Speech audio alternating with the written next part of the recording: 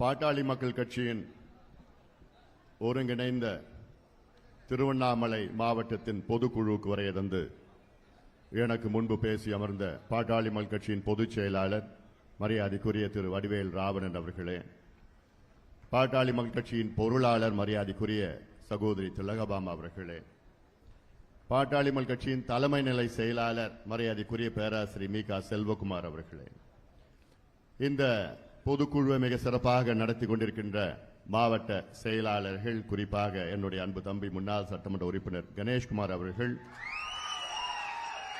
ஏந்தல் பக்தவச்சலம் அவர்கள், இள பாண்டியன் அவர்கள், வேலாயுதம் அவர்கள், ஒருங்கிணைந்த மாவட்ட பொறுப்பாளர்கள் ராம கன்னியப்பன் அவர்கள், மேட்டூர் தம்பி ராஜசேகரன் அவர்கள், மாவட்ட தலைவர்கள் ஏழுமலை அவர்கள், பரமசிவம் அவர்கள், வெள்ளக்குளம் ஏழுமலை அவர்கள், துழாவூர் ஏழுமலை அவர்கள், மாநில மகளிர் அணி பொறுப்பாளர் கஸ்தூரி அவர்கள், மாவட்ட வன்னியர் சங்க செயலாளர்கள் நாராயணசாமி அவர்கள், ஏழுமலை அவர்கள், ஏழுமலை அவர்கள், கிருஷ்ணன் அவர்கள், மாவட்ட வன்னியர் சங்கத்தின் தலைவர்கள் பெரியசாமி அவர்கள், ஜெய்சங்கர் அவர்கள், மச்சேந்திரன் அவர்கள், மாவட்ட பொருளாளர்கள் வீரம்மாள் சவுந்தரபாண்டியன் அவர்கள், அனிதா பழனிசாமி அவர்கள், பொன்னி பெருமாள் அவர்கள், செல்வி குப்பன் அவர்கள். பேசுறதுக்கு கொடுத்தாங்களா? வாய்ப்பு கொடுத்தாங்க? பேசிட்டீங்களா? மாநில செயற்குழு உறுப்பினர்கள் நாரையூர் குமரேசன் அவர்கள், பழமண்டி செந்தில்குமார் அவர்கள், ஆவே பிரசாத் அவர்கள், ரா சுரேஷ் அவர்கள், பா சம்பத் அவர்கள், கு சேட் அவர்கள், ஆர் கலைமணி அவர்கள், கோடி அவர்கள், சுப்பிரமணி ஆசிரியர் அவர்கள், மன்னப்பன் அவர்கள், ஈதா சுப்பிரமணி ஆசிரியர் அவர்கள், ஜெய்சங்கர் அவர்கள், முக்கூர் ராமஜெயம் அவர்கள். எங்க இருக்கிறார்? உடம்பு சரியில்லையா? சார். குறிப்பேடு நடராஜன் அவர்கள், பிச்சாண்டி அவர்கள், சிவாஜி அவர்கள், கீழ்பண்ணத்தூர் தொகுதி நிர்வாகிகள் மா ஜெயக்குமார் அவர்கள், கே ஆர் முருகன் அவர்கள், பிரபு கிருஷ்ணன், ஏழுமலை லோகநாதன், தனுஷ்கோடி, ஜோதி, மூசே முத்து, கணபதி, சண்முகம், ரங்கநாதன், ஹரிகிருஷ்ணன், செல்வராஜ், குமரவேல், கருணாகரன், தண்டபாணி, பாலச்சந்தர், வடிவேல், குமார், மெய்யழகன், சிவா, ரேவதி, ராமு, பாலமூர்த்தி, கலைமணி, பாலு அவர்கள், எலக்ட்ரிக்கல் பால், ஜெயக்குமார், கந்தன், கோபாலகிருஷ்ணன், நட்ராஜ், ரமேஷ், சவுந்தரபாண்டியன், ஆதி நாராயணன், கஜேந்திரன், குப்புசாமி, சீனு, செல்வமணி, யசோதரன், எஸ்என்எஸ் மணி, தசரதன், ரமேஷ், ஆசை தம்பி, ஹரிகிருஷ்ணன், ராஜேந்திரன், புஷ்பராஜ், சிவா, விஜயன், சுமதி வேலவன், சிவகுமார், லெனின், பழனிசாமி, சிவகுமார், சுதாதேவன், பார்த்திபன், கீழ்பண்ணத்தூர் தொகுதியின் நிர்வாகிகள் ஐயப்பன், திருமுருகன், ஐயனா, ரமேஷ், செல்வம், அன்பழகன், சந்தோஷ், தமிழ்மணி, முருகன், சம்பத், லோகநாதன், செல்வராஜ், திருவண்ணாமலை தொகுதியின் ஒன்றிய நிர்வாகிகள் ராஜ்குமார், பிரகாஷ், வெங்கடேசன், மணி, கார்த்திக், உதயராகவன், வல்லரசு, சவுந்தர், செங்கம் தொகுதி ஒன்றிய நிர்வாகிகள் திருமலை, ரமேஷ், மகேந்திரன், புகழேந்தி, கோவிந்தன், ராஜேந்திரன், கலசப்பாக்கம், சுரேஷ், ஜெயக்குமார், கிருஷ்ணமூர்த்தி, ஜான் சுந்தர், கடலாடி சங்கர், தங்கராஜ், தமிழரசன், ராஜசேகர், படவேடு, வீரமணி, செய்யார் தொகுதியின் பாலாஜி, குமரன், நம்பெருமாள், தணிகவேல், நேமிநாதன், பூங்காவனம், அருள், யுவராஜ், பார்த்திபன், மாதவன், சங்கர், கார்த்திகேயன், அந்தவாசி தொகுதியின் முருகன், தணிகவேல், செந்தில், சக்திவேல், பரணி, ஐயப்பன், சுப்பிரமணி ஐயப்பன், குமரவேல், ஹரி, வரதன், பிரபு, லோகேஷ். இன்னும் கொஞ்சம் பொறுத்துங்க, இன்னும் பெரிய பட்டியல் கொடுத்திருக்காங்க. ஆரணி தொகுதியின் அக்கூர் பெருமாள், கமல், தினேஷ், சுரேஷ், அஜித்குமார், பெருமாள், அண்ணாமலை, அகிலன், சதீஷ்குமார், ரவிச்சந்திரன், பாரத், போலூர் தொகுதி குமரன், பாஸ்கரன், ராஜேஷ், முருகன், தரணி, முருகன், முருகன், விநாயகம், ஏழுமலை, ராமராஜ், ராஜேஷ், சம்பத், புரிஞ்சிச்சா? பரவாயில்ல. மற்றும் மேடையில் இருக்கின்ற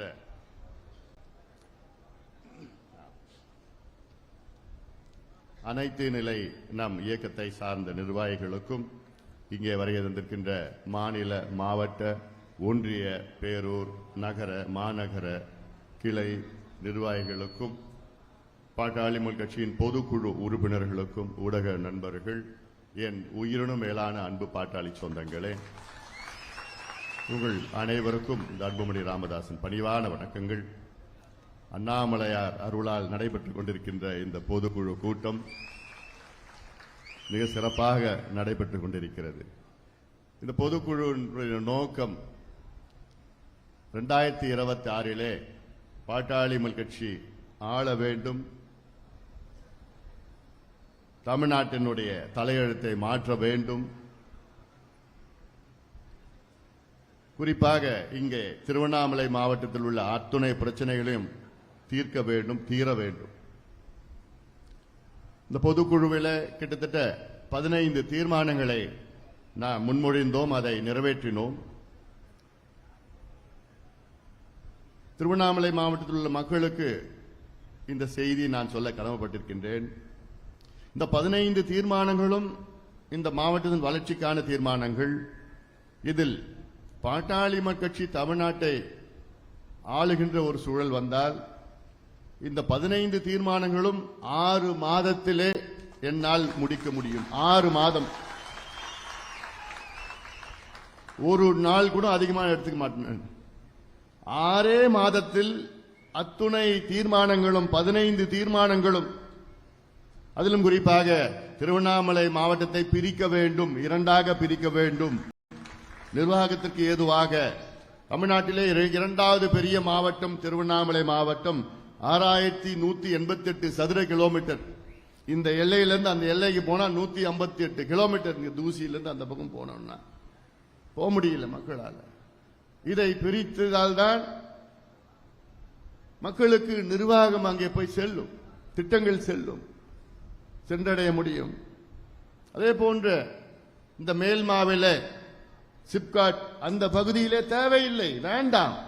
தமிழ்நாட்டில் திருவண்ணாமலை மாவட்டத்தில் எவ்வளவு தரிசு நிலம் இருக்கிறது, ஆயிரக்கணக்கான ஏக்கர் தரிசு நிலம் இருக்குது, அங்கேயே தொடங்குங்கள். திருவண்ணாமலை மாவட்டத்தில் சிப்காட் அவசியமானது, தேவையானது, அவசியமானது. காரணம், இந்த மாவட்டத்தில் எந்த வளர்ச்சியும் கிடையாது, தொழிற்சாலையும் கிடையாது, வானம் பார்த்த பூமி, விவசாயத்தை நம்பி இருக்கின்ற மக்கள். சிப்காட் வேண்டும், ஆனால் விவசாய நிலத்தை பிடுங்கி எடுத்து, முப்போகம் விளைகின்ற அந்த மண்ணை பிடுங்கி எடுத்து அந்த இடத்துல தான் நான் சிப்காட் தொடங்க வேண்டும் பிடிவாதமா இருக்கக்கூடாது, அது தவறு. பாட்டாளி கட்சி ஆட்சிக்கு வந்தான மேல்மாவில் சிப்காட் வராது. அடுத்தது வேற என்ன கேட்டீங்க? தென்பெண்ணை ஆற்றையும் பாலாற்றையும் இணைக்கணும். தென்பெண்ணை பாலாத்துல எப்படி இணைப்பீங்கன்னா செய்யாற்று மூலமா இணைக்கணும். துறிஞ்சலாரும் தென்பெண்ணையும் இணைக்கணும். தென்பெண்ணை ஆற்றுல இப்ப கூட சமீபத்தில் வெள்ளம் போச்சு, பாத்தீங்கல்ல, எவ்வளவு பேர் இறந்தாங்க. சாத்தனூர் அணைய திறக்க முடியல. அதுக்கு யாருக்கு அனுமதி வேணுமா? முதலமைச்சர் அனுமதி வேணுமா? முதலமைச்சருக்கும் சாத்தனூர் அணைக்கு என்னையா சம்பந்தம் இருக்கு? முதலமைச்சருக்கு எவ்வளவு வேலை இருக்க போது. அவர் பார்த்து சாத்தனூர் அணை எப்ப நிரம்பும் முதலமைச்சர் பார்த்துட்டு இருக்க போறாரா? இந்த வேலையெல்லாம் யாருடைய வேலை? வாட்டர் போர்டுடைய PWD இல்ல வாட்டர் போர்டுடைய அவங்க ஆபீசருடைய வேலை, அதிகாரியுடைய வேலை, என்ஜினியருடைய வேலை. அவங்க என்ஜினியர்கிட்ட விட்டுட்டு அவங்க எப்ப திறக்கணும் எப்ப மூடணும் அவங்களுக்கு தெரியும். அதை விட்டுட்டு முதலமைச்சருடைய அனுமதி, துறை அமைச்சருடைய அனுமதி பெற்றால் தான் திறக்கணும். இதெல்லாம் வெள்ளக்காரங்காலத்தில் செஞ்சது. அதனால்தான் ராத்திரியில் எவ்வளவு உயிர் சேதம், பயிர் சேதம், வீடுகள், உடைமைகள் எல்லாம் கோடிக்கணக்கான மக்கள் பாதிக்கப்பட்டிருக்காங்க. தென்பெண்ணையில வெள்ளம் போது அது பாலாத்துல இணைக்கணும். பாலாத்துக்கும் தென்பெண்ணைக்கும் 35 கிலோமீட்டர் தான் இருக்கு. அது இணைக்க முடியாது உங்களால. இங்க இருக்கிறாரே ஒரு மன்னர் ஒருத்தர் இருக்கிறார், ஏவாவேலுன்னு ஒரு மன்னர், குறுநில மன்னர். அவரால் பண்ண முடியாது. அது PWD அவர் தான் வச்சிருக்கிறாரா, ஹைவேஸும் அவர் தான் வச்சிருக்கிறாரா, இங்க இருக்கிற வட மாவட்டத்தில் பொறுப்பெல்லாம் அவர் தான் வச்சிருக்கிறாரா? ஏன் திமுக வேற யாருக்கும் திறமை இல்லையா? இவருக்கு மட்டும் தான் திறமை இருக்குதா? என்ன திறமை இருக்குது இவருக்கு? இதுதான் கொடுக்கிறாங்க, அவ்வளவுதான். வேற என்ன திறமை இருக்கு இவருக்கு? இவருக்கு உண்மையிலே திறமை இருந்திருந்தாருன்னா இந்த மாவட்டம் எவ்வளவு பண்ணிருக்கலாம் ஒரு அமைச்சரா. முதல்ல இந்த மாவட்டத்தை பிரிச்சு இவ்வளவு தொழிற்சாலையில கொண்டு வந்துருக்கலையா? ஒரு விமான நிலையம் வேணும் திருவண்ணாமலை மாவட்டத்தில். எவ்வளவு பக்தர்கள் வராங்க, உலகம் முழுவதும் இங்கே வராங்க. அவங்களுக்கு அடிப்படை வசதிகள் இந்த மாவட்டத்தில் இருக்கா, இந்த பகுதியில் இருக்கா, அந்த நகரத்தில் இருக்குதா? இவர் தொகுதி தானே இது, திருவண்ணாமலை தொகுதி. தமிழ்நாட்டிலே அதிக கஞ்சா விற்கிற நகரம் எந்த நகரம்? திருவண்ணாமலை நகரம். அதிக போதைப் பொருட்கள் இருக்கின்ற நகரம் திருவண்ணாமலை நகரம். இதுக்கு ஒரு அமைச்சர், கலெக்டர், SP, காவல்துறை எல்லாம் வெக்கக்கேடு. வெக்கக்கேடு. எவ்வளவு பேர் வராங்க, அதுக்கு அடிப்படை வசதி கூட இல்லை. என்னுடைய நாடாளுமன்ற நிதியிலிருந்து நான் 40 லட்சம் ரூபாய் இப்ப கழிப்பறை கொடுத்திருக்கிறேன். எங்க கழிப்பறை? இந்த கிரிவலம் பாதையில 40 லட்சம் ரூபாய் கொடுத்திருக்கிறேன். ஏன்னா இந்த பொதுமக்கள் எங்கெங்க இருந்து வராங்க, கழிப்பறை வசதிகள் இல்லைன்னு சொல்லி கொடுத்திருக்கிறேன். இப்ப கொடுத்திருக்கிறேன். அப்போ என்ன இந்த மாவட்டத்தில்? ஆனா இந்த மாவட்டத்தில் நீ ஒன்னே ஒன்று தெரிஞ்சுக்கணும். இந்த மாவட்டத்தில் 8 தொகுதிகள் இருக்கு, சட்டமன்ற தொகுதிகள். இந்த 8 தொகுதிகள் தனிப்பெரும் சமுதாயம் எந்த சமுதாயம் தெரியல? சமுதாயம் வண்டியர்கள் தான். 8 தொகுதிகளையும் இது போன்ற எந்த மாவட்டம் தமிழ்நாட்டில் கிடையாது. தர்மபுரியில் கூட அப்படி கிடையாது. 8 தொகுதியிலும் திருவண்ணாமலை தொகுதி உட்பட, இந்த தொகுதி உட்பட தனிப்பெரும் சமுதாயம் மிக மிக பின்தங்கிய வன்னியர் சமுதாயம். ஆனா 8 தொகுதியில் எத்தனை இந்த சமுதாயத்தை சார்ந்த சட்டமன்ற உறுப்பினர்கள் இருக்கிறாங்க? எவ்வளவு? ஒண்ணுதான். அப்போ என்ன அரசியல் நடக்குது இங்க? சூழ்ச்சிகள் நடந்து கொண்டிருக்கிறது. எதுக்கு நான் இதை சொல்றேன்னா, இந்த சூழ்ச்சியை நீங்கள் புரிந்து கொள்ள வேண்டும். இந்த சூழ்ச்சியை நீங்க புரிந்து கொள்ள வேண்டும். திமுக என்றாலே அது சூழ்ச்சி தான்.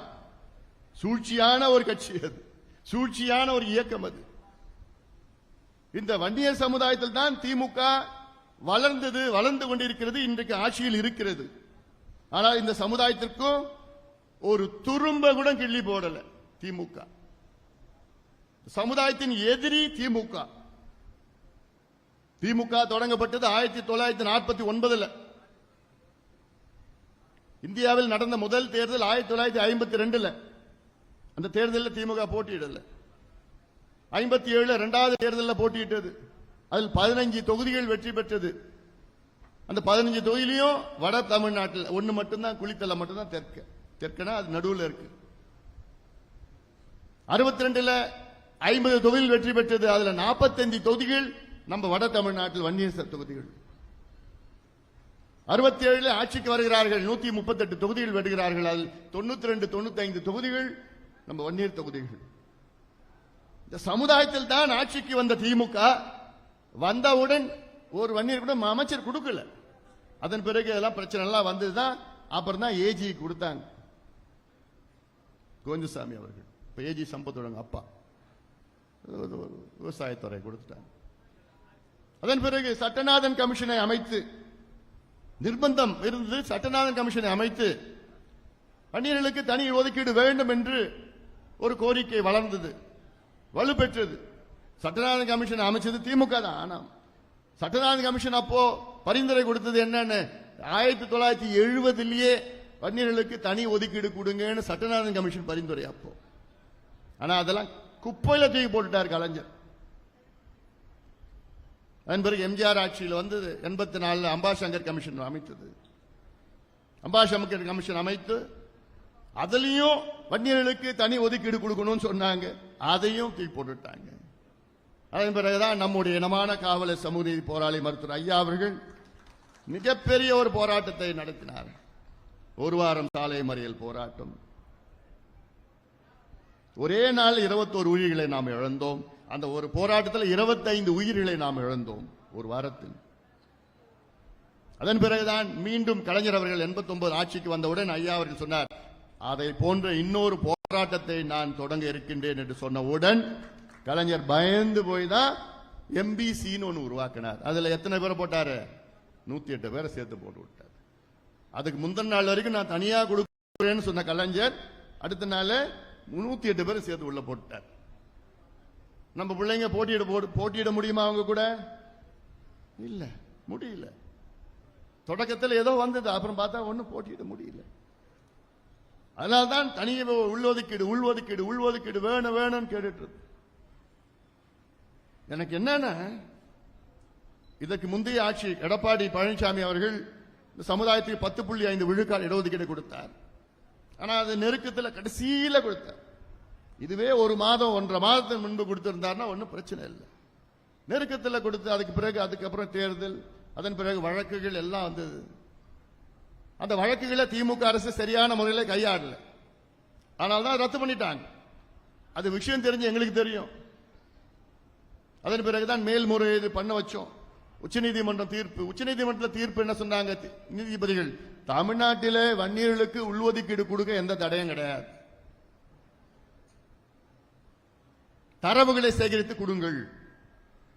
உச்சநீதிமன்றம் தீர்ப்பு என்னன்னா, தமிழ்நாட்டில் சாதிவாரி கணக்கெடுப்பு நடத்தி தான் வன்னியர்களுக்கு உள்ஒதுக்கீடு கொடுக்கணும்னு எங்கேயுமே சொல்லல. அதுக்கு அவசியமும் இல்லை. அப்போ வன்னியர் உள்ஒதுக்கீடு இன்னைக்கு சாதிவாரி கணக்கெடுப்பு நடத்தி தான் கொடுக்கணும்னு எந்த அவசியமும் கிடையாது. ஆனா நம்ம ஏன் கேட்கிறோம் சாதிவாரி கணக்கெடுப்பு கேட்கிறோம்னா, எல்லா சமுதாயத்திற்கும் இடஒதுக்கீடு வேண்டும், எல்லா சமுதாயத்திற்கும் சமூக நீதி வேண்டும். அந்த அடிப்படையில் தான் நமக்கு மட்டும் போதாது, எல்லாத்துக்கும் வேணும். அதுக்காக தான் நம்ம சாதிவாரி சர்வே கேட்கிறோம். அதுக்கு முடியல, எனக்கு அதிகாரம் இல்லைன்னு சொல்ற முதலமைச்சர் ஸ்டாலின் அவர்கள் வெட்கக்கேடு. எனக்கெல்லாம் அதிகாரம் இல்லைன்னு யாராவது சொல்லுவாங்களா? ஒரு முதலமைச்சர் சொல்லுவாரையா? எனக்கு சாதிவாரி சர்வே எடுக்கிறதுக்கு அதிகாரம் இல்லைங்க. சட்டமன்றத்துக்கு உள்ளியும் வெளியிலையும் ஒரு பொய்ய, பகிரங்கமான ஒரு பொய்ய. ஏன் நேத்து கர்நாடகா முதலமைச்சர் சித்தராமையா அவர்கள் அவர் என்ன சொல்லியிருக்காரு பாத்தீங்களா? இத்தனைக்கும் கர்நாடகா 2015 சாதிவாரி கணக்கெடுப்பு நடத்தினாங்க. ஆனால் அது போதுமானது இல்ல. நேத்து மறுபடியும் அறிவிச்சிருக்கார் சித்தராமையா என்னன்னா, மறுபடியும் நாங்க கர்நாடகாவில் சாதிவாரி சர்வே எடுக்க போறோம். மத்திய அரசு எடுக்கின்ற சாதிவாரி கணக்கெடுப்பு போதுமானது கிடையாது. அது தலையை மட்டும்தான் எண்ணுவாங்க. நான் கர்நாடகாவில் பின்தங்கிய சமுதாயம், அடக்கப்பட்ட ஒடுக்கப்பட்ட மக்கள் சமுதாயத்திற்கு நான் நலத்திட்டங்கள் கொடுக்கணும், இடஒதுக்கீடு கொடுக்கணும், நல்ல திட்டங்களை கொடுக்கணும்னா நான் கர்நாடகாவில் சாதிவாரி கணக்கெடுப்பு, சாதிவாரி சர்வே எடுத்தாதான் என்னால முடியும்னு கர்நாடகா முதலமைச்சர் சித்தராமையா அவர்கள் சொல்றார். நேற்று சொல்றாரு. இவங்க கூட்டணி கட்சி தானே. மு.க. ஸ்டாலின் அவர்களே, முதலமைச்சர் அவர்களே, கர்நாடகா முதலமைச்சர் திரு சித்தராமையா கிட்ட நீங்க போய் பாடத்தை கத்துங்க. சமூக நீதினா என்னன்னு பாடத்தை கத்துங்க அவங்க கிட்ட. சமூக நீதினா பேசுவதற்கு கூட துப்பில்லாத திமுக, பேசக்கூட கூடாது திமுக. அதை பத்தி, சமூக நீதி பத்தி பேசக்கூட கூடாது. துப்பு கிடையாது உங்களுக்கு பேசுறதுக்கு. அதிகாரத்தை வச்சுக்கிட்டு நாடகம் ஆடிட்டு இருக்கிறாங்க. எங்களுக்கு அதிகாரம் இல்லை, அதிகாரம் இல்லைன்னு. வேற யாருக்கு அதிகாரம் இருக்குது? யாருக்கு நாங்க போய் கேட்போம்? முதலமைச்சருக்கு தான் கேட்போம். தெலுங்கானா முதலமைச்சருக்கு அதிகாரம் இருக்கு, ஆந்திரா முதலமைச்சருக்கு அதிகாரம் இருக்கு, கர்நாடகா முதலமைச்சருக்கு அதிகாரம் இருக்கு, ஒரிசா முதலமைச்சருக்கு அதிகாரம் இருக்கு, பீகார் முதலமைச்சருக்கு அதிகாரம் இருக்கு. ஆனா தமிழ்நாட்டு முதலமைச்சர் மட்டும் அதிகாரம் இல்லையா? ஏன்னா தமிழ்நாடு எங்க இருக்கு? ஜப்பான்ல இருக்கு, இந்தியாவில் இல்ல. அவர் ஒரு கற்பனை உலகத்தில் இருக்கிறார். ஒரே சட்டம் தான் இந்தியாவுக்கு, ஒரே சட்டம் தான் இந்தியன் ஸ்டாட்டிஸ்டிக்கல் ஆக்ட் 2008. அந்த சட்டத்தின் கீழ் தானே எல்லா மாநிலத்திலும் எடுக்கிறாங்க. உங்களால ஏன் எடுக்க முடியாது? ஏன் எடுக்க முடியாது? ஏன் இங்க இருக்கிற அந்த மன்னர், குறுநில மன்னர் ஒருத்தர் இருக்கிறார் ஏவாவேலுன்னு, அவர் போய் சொல்லுறது? அவர் சொல்ல மாட்டார். ஏன்னா ஏன் தெரியுமா? ஸ்டாலின் அவர்கள் இது கணக்கெடுப்பு நடத்தல. முக்கியமான காரணம் இந்த மன்னர் தான், உங்க ஊர் மன்னர் தான். அது காரணம். முதலமைச்சர் ஸ்டாலின் கூட கொஞ்சம் மனசுல ஏதோ எடுக்கணும் கூட இன்னும் கொஞ்சம் இருந்தது. அது எல்லாத்தையும் கெடுத்தது யாரு? இந்த ஒரு மன்னர் தான். ஏவாவேலு அவர்களே, அமைச்சர் ஏவாவேலு அவர்களே, தயவு செய்து இந்த மாவட்டத்தை கொஞ்சம் பிரிங்க, ரெண்டா பிரிங்க. உங்களுடைய தேர்தல் வாக்குறுதி நீங்க கொடுத்தீங்க. நாங்க வந்தவுடன் தமிழ்நாட்டில் உள்ள பெரிய மாவட்டங்கள் எல்லாம் பிரித்து நாங்கள் நிர்வாகத்துக்காக பிரிப்போம் என்று சொன்ன வாக்குறுதி என்னாச்சு? சரி, இந்த மாவட்டத்தை பிரிச்சு இல்ல உங்க பையன் பேரோட வச்சுங்க, கம்பன் பேரோட வச்சுங்க, கம்பன் மாவட்டம் கூட வச்சுங்க. சந்தோஷம், எங்களுக்கு ஒன்றும் பிரச்சனை. நல்ல பேர் தான் கம்பன் பேர். என்னப்பா கணேஷ், வச்சுட்டு போட்டோம். எங்களுக்கு வேண்டியது வேலை நடக்கணும். யார் பேர் வேணா வச்சுங்க. ஏன்னா இப்ப கம்பன் தானே எல்லா மீட்டிங்லும் உட்காந்துட்டு இருக்கிறாரு. கோயில் மீட்டிங்னா கம்பன் தான். உட்காந்து பண்ணுங்க, எனக்கு ஒன்றும் பிரச்சனை இல்லை. கணேஷ், நாளைக்கு நீயும் அந்த மீட்டிங் போகணும். போயிடுறியா? அது என்ன, அது கம்பன். எங்க கணேஷ்குமார் போய் நாளைக்கு மீட்டிங்ல உட்காருவார். போயிடு.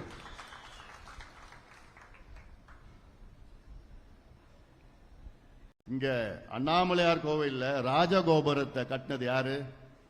நம்முடைய முப்பாட்டன் வல்லாள மகாராஜா. எத்தனை பேருக்கு தெரியும் தெரியல எனக்கு. இந்த கோவில்ல அறங்காவலர்கள் போடுறாங்க. இந்த சமுதாயத்தில் ஒருத்தருடமா போட முடியல உங்களால? எங்கயா நீங்க இருக்கிறீங்க? யார் மண்ணியா இது? யோ, இது ஏன் மண்ணியா? என் பாட்டம் பூட்ட ஆண்ட மண்ணியா இது?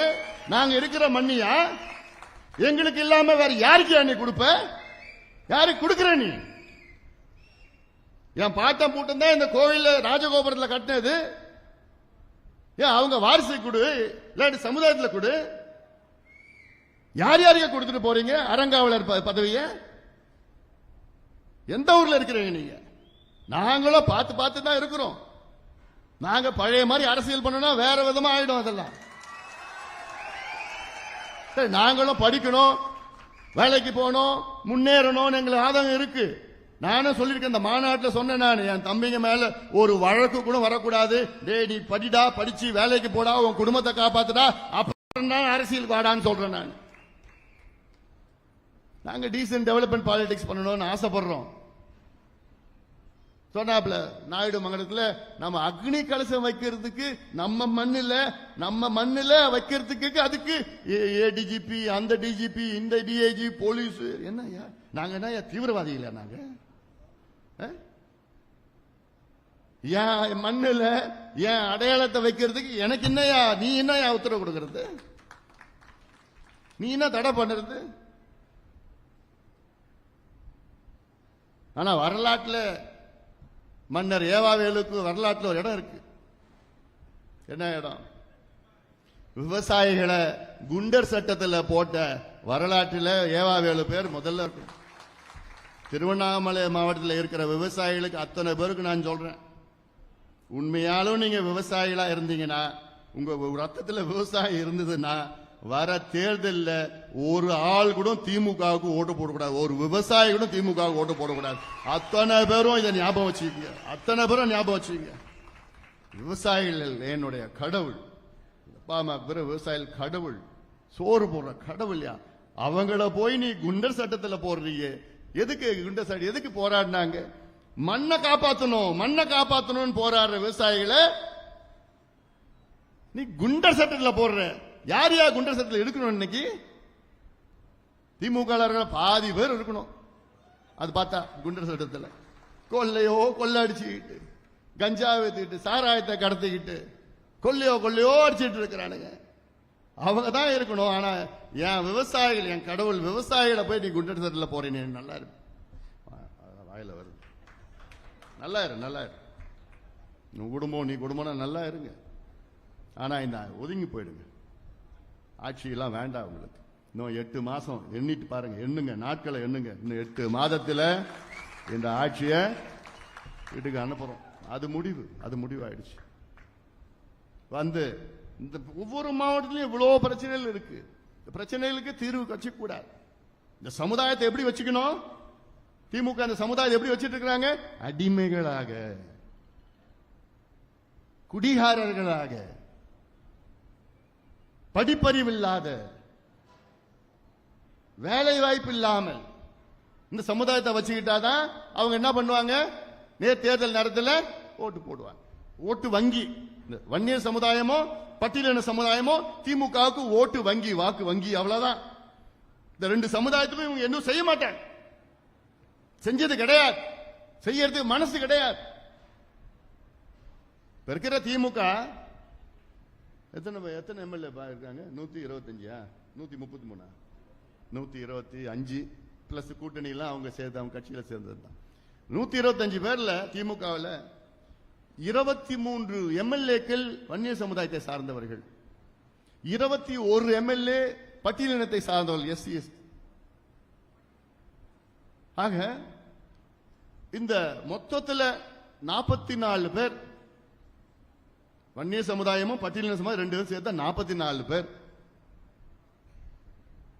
இவ்வளவு பெரிய கட்சி, ஆளுங்கட்சியில் 44 எம்எல்ஏக்கள் 2 சமுதாயத்தில் கொடுத்த இந்த 2 சமுதாயத்திற்கு திமுக என்னையா செஞ்சது?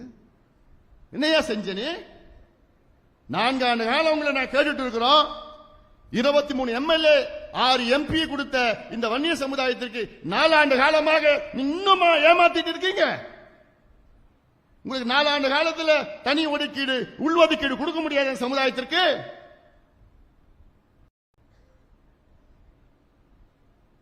மூன்று அமைச்சர்கள் கொடுத்தாங்க. அதன் பிறகு நான் திருப்பி சொன்ன இந்த கணக்கெல்லாம் சொன்ன உடனே அப்பதான் அவங்களுக்கே கொஞ்சம் வந்தது. என்ன வந்தது? சொர்ணெல்லாம் அதெல்லாம் சொல்ல மாட்டேன், நான் கொஞ்சம் பயம் வந்தது. அவ்வளவு வந்தவுடன் உடனே கூடுதலாக வண்டியர்களுக்கு பன்னமரப்பட்ட ராஜேந்திரனும் அங்க கோவில்செழியன் பட்டியலின சமுதாயம் கோவில்செழியன் சும்மா கணக்கு அவ்வளவு. ஆனா வன்னியர்களோட மோசமா திமுகவில் பட்டியலின மக்கள் தான் இருக்கிறாங்க. அங்க பட்டியலின சமுதாயம் வன்னியர் சமுதாயத்தை விட மோசமாக அங்க நிலை திமுகவில் இருக்கிறது. இதெல்லாம் இன்னொரு நான் பொதுக்கூட்டத்தில் செய்ய பேசுறேன், வரேன் விட போறதில்லை. பொதுக்கூட்டத்தில் மட்டும் இல்ல, நடைபயணம் ஒன்று வச்சிருக்கிறேன் நான். அதுல இருக்குது இல்ல நம்முடைய கோரிக்கைகள் நம்முடைய உரிமைகள் எடுத்துட்டு வர ஏன் இதெல்லாம் சொல்றேன்னா, இந்த சமுதாயத்தை இந்த சமுதாயங்களை அப்படியே வச்சுக்கிட்டு அடிமைகளா வச்சுக்கிட்டு அப்புறம் அதுல திமுக ஒன்று PhD பண்ணிருக்கிறாங்க. என்ன PhD? 2 சமுதாயத்தை மோத விடணும், சமுதாயத்தை சேர விடக்கூடாது, மோதணும், சண்டை போடணும், அடிச்சுக்கணும், படிச்சுக்கணும். அதுல PhD டபுள் PhD பண்ணிருக்கிறான் திமுக. அப்பதானே தேர்தல் நேரத்தில் ஒட்டு மொத்தமா இவங்க அவங்களுக்கு போடுவாங்க, இவங்களுக்கு போடுவாங்க, அவங்களுக்கு பிரிச்சு போட்டு கணக்கு இவங்க கணக்கு. இல்லைன்னா இந்த 8 தொகுதியில் ஒரே ஒரு வன்னியர் இருப்பாங்களா திருவண்ணாமலை மாவட்டத்தில்? இதுதான் நிலை. இதெல்லாம் நீங்கள் புரிந்து கொள்ளுங்கள். நான் ஏதோ ஒரு குறிப்பிட்ட சமுதாயத்தை மட்டும் நான் பேசல, நான் சமூக நீதிக்காக இதெல்லாம் நான் பேசுறேன். நான் சமூக நீதியில் அடித்தள மக்கள் எல்லாம் இருக்கிறாங்க. யாதவர் சமுதாயம் இருந்தாலும் சரி, முத்தரைய சமுதாயம் இருந்தாலும் சரி, மலைக்குறவல் எந்த சமுதாயம் இருந்தாலும் சரி, முன்னுக்கு கொண்டு வரணும். அது நம்முடைய வேலை, நம்முடைய கடமை. இதுக்காகத்தான் மருத்துவர் ஐயா அவர்கள் 36 ஆண்டு காலத்திற்கு முன்பு பாட்டாளி மக்கள் கட்சியை தொடங்கினார். ஐயா அவர்கள் சமூக நீதி, சமத்துவம், ஜனநாயகம் என்ற கோரிக்கை வைத்து அதற்கேற்ப இன்று நம் கட்சி வேகமாக வளர்ந்து கொண்டிருக்கிறது.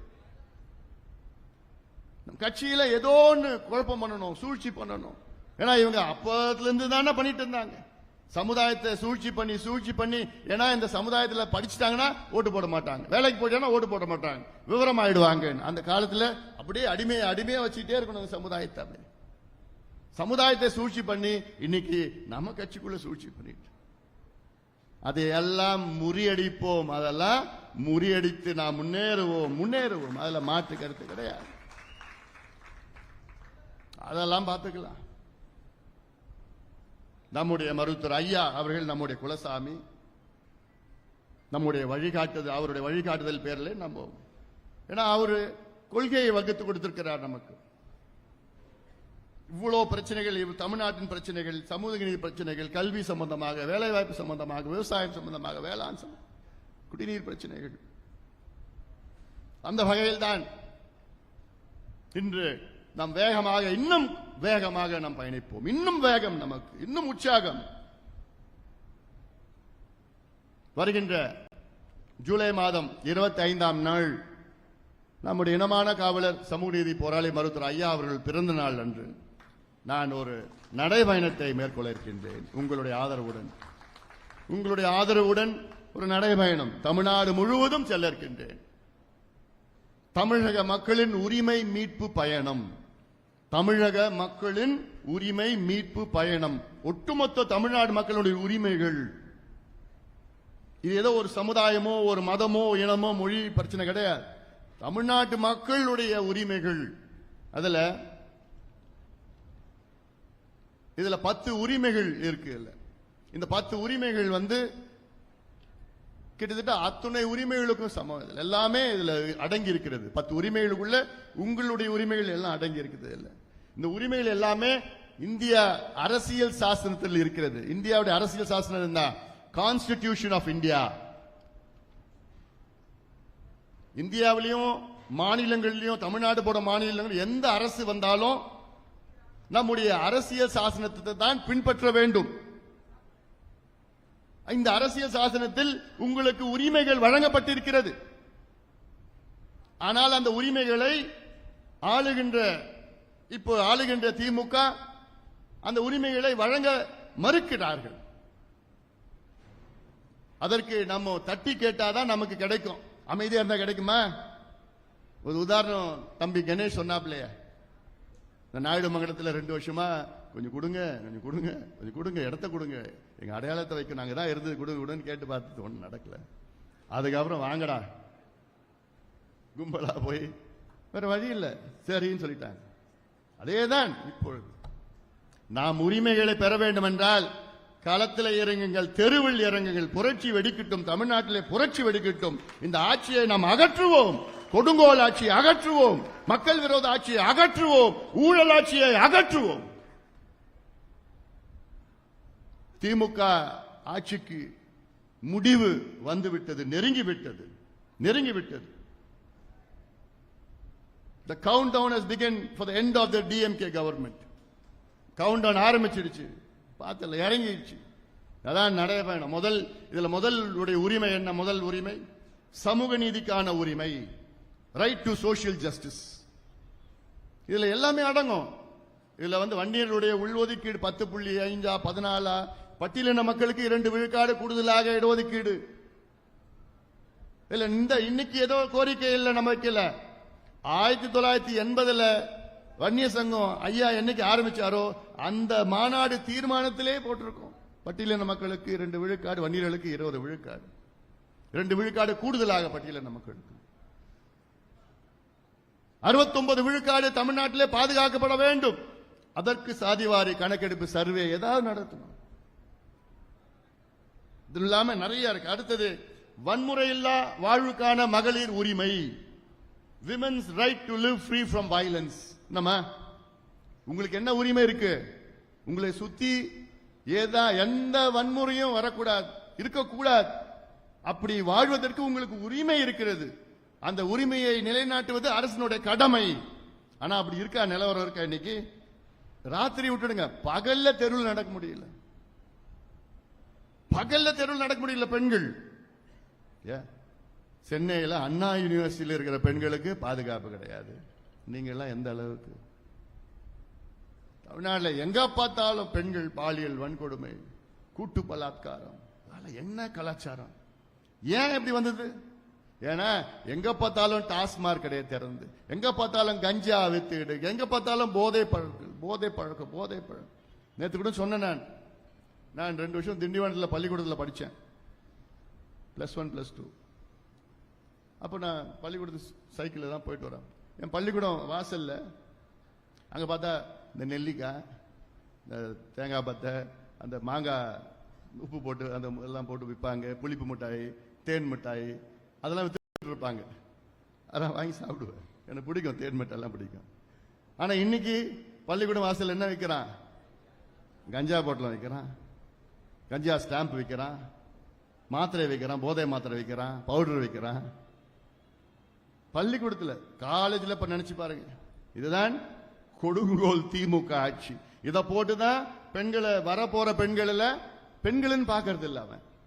அவன் தாயோ தங்கையோ அந்த கண்ணோட்டத்தில் பார்க்கறது இல்லை. அவன் போதையில் இருக்கிறான், ஏதோ ஒன்று பார்க்கறான், மிருகமா மாறிடுறான். இந்த சூழலுக்கு காரணம் யாருன்னா 100 விழுக்காடு முதலமைச்சர் மு.க. ஸ்டாலின் அவர்கள் தான் இது பொறுப்பெடுக்க வேண்டும். அவர் தான் காரணம். அவர்கிட்ட தான் காவல்துறை இருக்கு, சட்டம் ஒழுங்கு அவர்கிட்ட தான் இருக்கு. அவருடைய கடமை தானே இது. திருவண்ணாமலை மாவட்டத்தில் கஞ்சா விற்கிறான், போதைப் பொருட்கள் விற்கிறான்னு உலகத்துக்கே தெரியுது. ஏன் இங்க இருக்கிற அமைச்சருக்கு, இங்க இருக்கிற மன்னருக்கு தெரியாதா? எல்லாத்தையும் தெரியுது. கொலை நடக்குது, சாதாரணமா கொலை நடந்துட்டு இருக்குது. இங்க தினம் கொலை நடந்துட்டு இருக்குது, போதையை போட்டுக்கிட்டு. கொஞ்ச நாளுக்கு முன்னாடி ஒரு விவசாயி போதையில அவன் பொண்டாட்டி பிள்ளைங்களாம் வெட்டிட்டு அவன் தற்கொலை பண்ணிக்கிறான். ஏன்? என்ன? யாரு? எதுக்கு? எல்லாமே முதலமைச்சர் மு.க. ஸ்டாலின் அவர்கள் தான் பொறுப்பு, திமுக தான் பொறுப்பு. 3வது வேலைக்கான உரிமை, ரைட் டு எம்ப்ளாய்மெண்ட். நான் வேலை செய்யறது என்னுடைய உரிமை, வேலை கொடுப்பது அரசினுடைய கடமை. இதுல யார் சொல்றா? இந்தியா அரசியல் சாசனம், கான்ஸ்டிடியூஷன் ஆஃப் இந்தியா நமக்கு எவ்வளவு உரிமைகளை கொடுத்திருக்கு. ஆனா இவ்வளவு காலமா அந்த உரிமைகள் உங்களுக்கு இருக்குன்னு உங்களுக்கு தெரியல. இதை தெரியப்படுத்துவதுதான் நம்ம நடைபயணம். எல்லாமே வாங்க, இது கட்சி பிரச்சனையோ ஜாதி பிரச்சனையோ இது எல்லாமே மத பிரச்சனை எல்லாம் கிடையாது. தமிழ்நாட்டினுடைய பிரச்சனை இதுல ஏதோ எல்லாமே வாங்க. தமிழ்நாட்டில் அத்துணை இளைஞர்களும் வாங்க, இந்த நடைபயணத்தை வாங்கி வந்து தமிழ்நாட்டை நாம் மீட்டெடுப்போம். இந்த துரோகிகளிடம் மீட்டெடுப்போம், இந்த ஊழல்வாதிகளிடம் மீட்டெடுப்போம். தமிழ்நாடு மக்களுக்கு துரோகம் மேல துரோகம் பண்ணிட்டு இருக்கிறாங்க. அடுத்து விவசாயம் மற்றும் உணவுக்கான உரிமை, right to farming, right to food, right to farming. எல்லா விவசாயிகளுக்கும் விவசாயம் செய்வதற்கு உரிமை இருக்கு. இப்ப நிலம் இருக்கு, அந்த நிலத்தை நான் விவசாயம் செய்யறதுக்கு எனக்கு உரிமை இருக்கு. அந்த உரிமையை நிலைநாட்ட, அந்த உரிமைனா என்ன? அது பக்கத்தில் ஒரு ஆறு இருந்ததுன்னா அந்த ஆத்துல தடுப்பணை கட்டி, அந்த ஆத்துல தடுப்பணை கட்டினா தண்ணி நிற்கும். தண்ணி தேங்கிச்சுன்னா என் கிணத்துல தண்ணி ஏறும். அது செய்யறது அரசினுடைய கடமை. இல்ல அந்த ஆறை தூர்வாரணும், இல்ல ஏரி பாசனம், ஏரிய தூர்வாரணும். இல்ல தென்பண்ணை ஆத்துல அவ்வளவு தண்ணி போகுது, அந்த தென்பண்ணை ஆத்து செய்யாறுல இணைச்சு, செய்யாறுல இருக்க தண்ணி பாலாத்துல இணைங்க, தென்பண்ணையில துறிஞ்சல் ஆத்துல இணைங்க. இந்த நந்தன் கால்வாய், நந்தன் கால்வாய், நந்தன் கால்வாய், நந்தன் கால்வாய், நந்தன் கால்வாய், நந்தன் கால்வாய், தலையெழுத்து. இது கேட்டு கேட்டு கேட்டு அழுத்து போச்சுடா.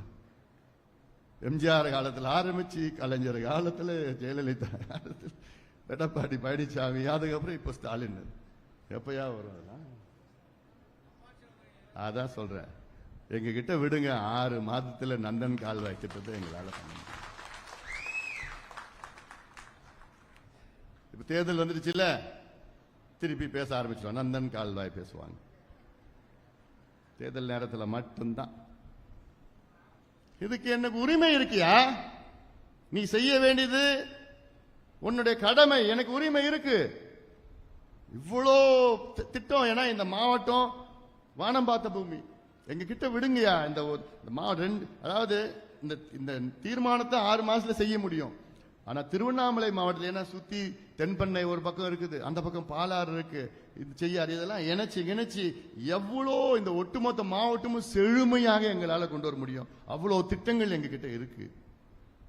அதற்கு என்ன வேணும்? மக்களுடைய இன்னும் பேராதரவு. ஆதரவு இருக்கிறது, பேராதரவு வேணும்.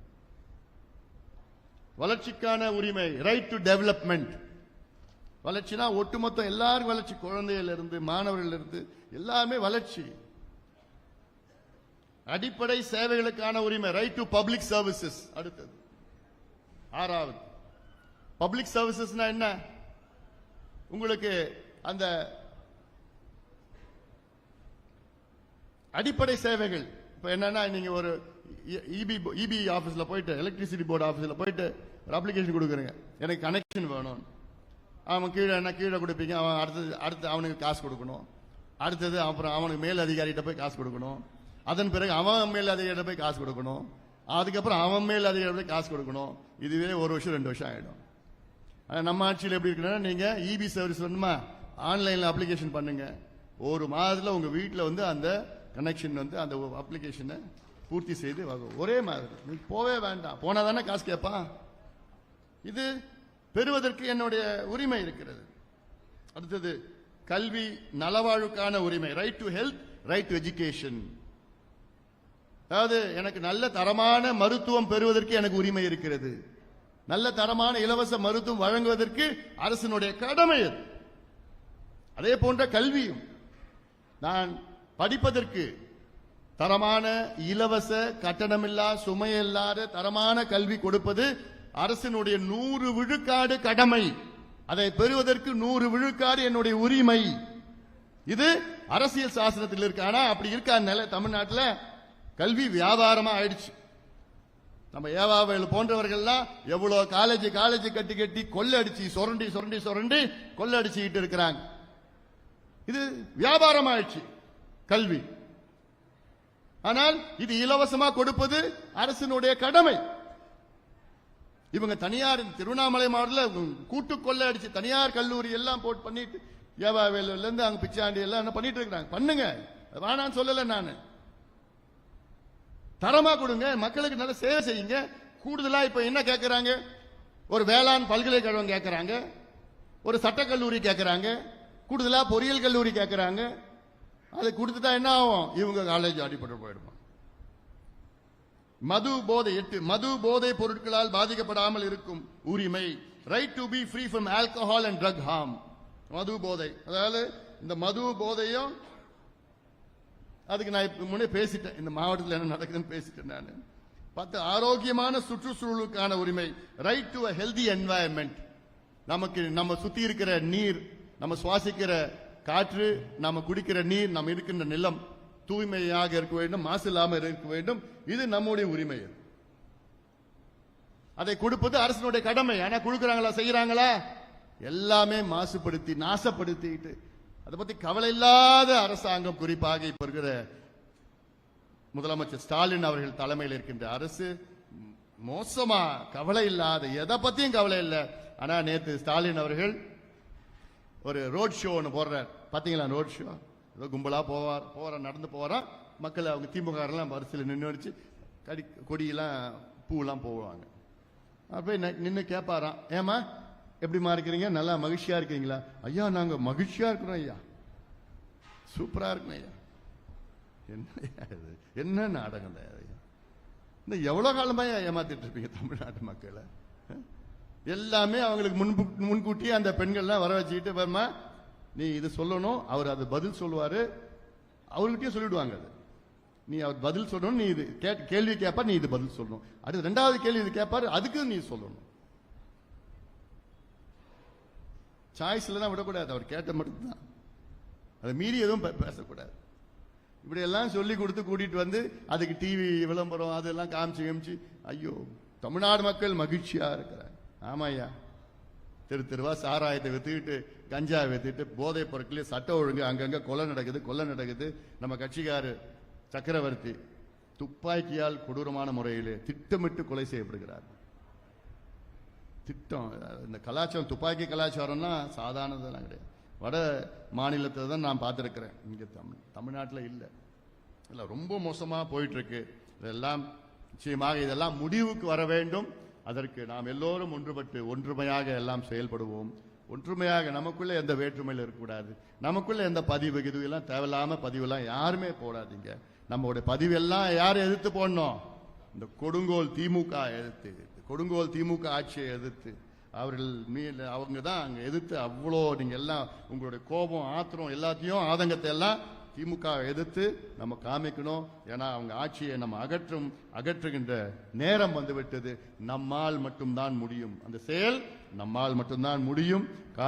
நமக்கு அத்துணை பலமும் இருக்கிறது, அத்துணை தொண்டர்களும், அத்துணை இளைஞர்களும், கோடிக்கணக்கான இளைஞர் நம்மிடம் இருக்கிறார்கள். அதுக்கு நான் நிரூபிக்கணும்னு அவசியமே கிடையாது. போன மாசம் அங்கே மாமல்லபுரத்தில் லட்சக்கணக்கான என் தம்பிகளும் என் தங்கைகளும் ஒரே வார்த்தைக்காக வந்து அங்கே லட்சக்கணக்கானவர்கள் கூடினார்கள்.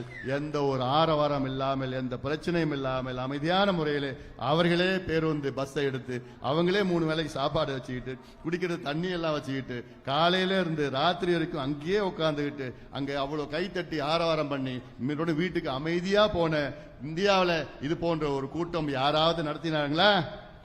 முடியாது. இனி நடத்தவும் முடியாது. அந்த வகையில் அவ்வளோ நம்மிடம் இருக்கிறது, மக்கள் சக்தி இருக்கிறது, திட்டங்கள் இருக்கிறது, செயல் திட்டங்கள் இருக்கிறது, எல்லாம் இருக்கிறது. இன்னும் மக்களுடைய பேர் ஆதரவு பெற வேண்டும்.